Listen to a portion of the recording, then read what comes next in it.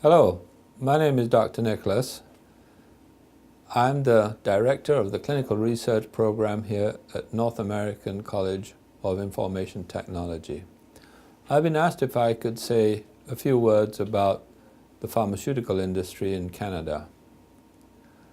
The pharmaceutical industry in Canada is divided basically into the pharmaceutical companies. These are very large international, transnational corporations, such as, for example, Pfizer, GlaxoSmithKline, AstraZeneca, Sanofi-Aventis. These are very, very large transnational corporations. Those are the big pharma companies. That's one group. The other group is the contract research organizations. These provide contract services. They work for the big pharmaceutical companies. The big pharmaceutical companies do carry out their own clinical research and clinical trials, but increasingly, over the last 20 years, the activity of clinical research or clinical research operations is subcontracted to contract research organizations. We have a large number of contract research organizations here in Canada. For example, Parexel, Quintiles, Covance, PPD, INC Research, among others. We have Medical Source, we have Celerion, among others. Very few of these are based in Canada. We have one or two contract research organizations that are based in Canada, for example, LMC and Mana Research, among others.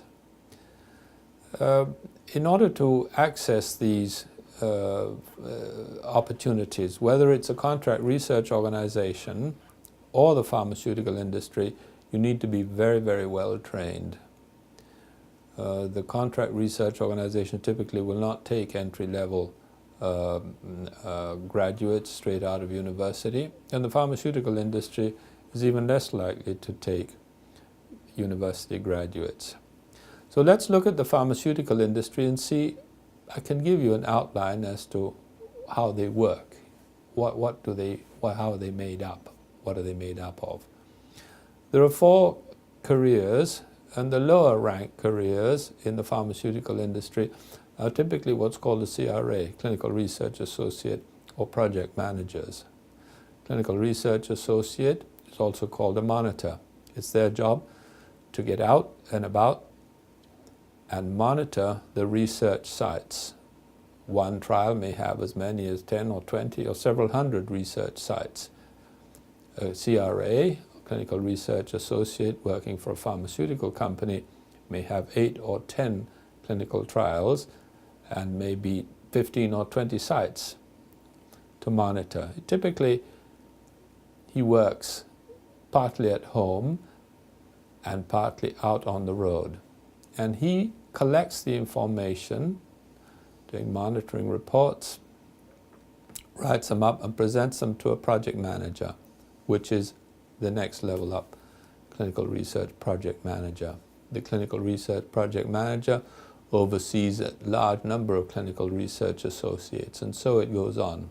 Within the CRA designation, there's a CRA level 1 and 2 and 3, a senior CRA. Senior CRA is a position that merges into the project management position. Inside of the project management hierarchy, there is the project management 1 and 2 and 3 as well. The highest level of project management are the strategic corporate project managers. They advise the corporate owners as to which family of drugs they should pursue, what are their areas of expertise, whether they should develop a new area of expertise. These level 3, highest level project managers typically advise the corporate owners on the direction, on the corporate strategy that they see as being beneficial. You don't get to be a level 3 project manager overnight. These PMs, as they're called, may take several years, a decade or 10, 12, 15 years to get to be a senior level project manager. So those are the two lower levels, the CRAs, Clinical Research Associates, and the Clinical Research Project Managers. When you move up a notch, you will be moving into the medical department in a pharmaceutical company. When you move up into the next level inside of a typical pharmaceutical company, you will be moving into the medical affairs department. The medical affairs department typically is divided again into two areas. One is a medical science liaison person. The medical science liaison person is a person who is involved in contacting groups of medical professionals. These may be practicing doctors, or it may be key opinion leaders. This is about contacting and staying in touch with medical professionals that are carefully chosen because they have to meet certain requirements that the pharmaceutical company needs. So that's a medical science liaison person. He spends most of his time, he or she spends most of their time out on the road, contacting, organizing conferences, organizing continuing medical education programs, and so on. So that's on the upper level in the pharmaceutical industry. The medical science liaison position is one. The other position is what is known as scientific director or medical advisor. This is the chief strategist. These persons are the chief strategist inside of the medical affairs department. I won't say any more about this other than to review. The typical pharmaceutical company has got two levels: a lower level made up of the CRAs, clinical research associates, 3 levels of clinical research associates, and then project managers. These are operators. These are field operations for the most part. When you move up into the higher level inside of a pharmaceutical company, you will have the medical science liaison and the medical advisors or scientific directors on the other side. You will be typically moving up into a medical department or medical affairs department. A medical affairs department will typically offer the position of medical science liaison or the scientific director or medical advisor. Those are the two positions. Medical science liaison has to do with the field operations outside of the pharma company.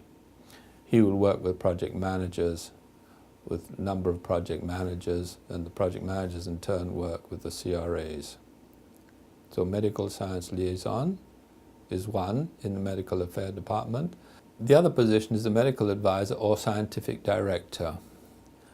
These persons work on the overall strategy of the pharmaceutical company. Pharmaceutical companies are not simply involved in clinical research. This has been abundantly explained. There must be 30 or 40 books that have been published over the last 20 years, starting with individuals like Marsha Angel from Harvard and various persons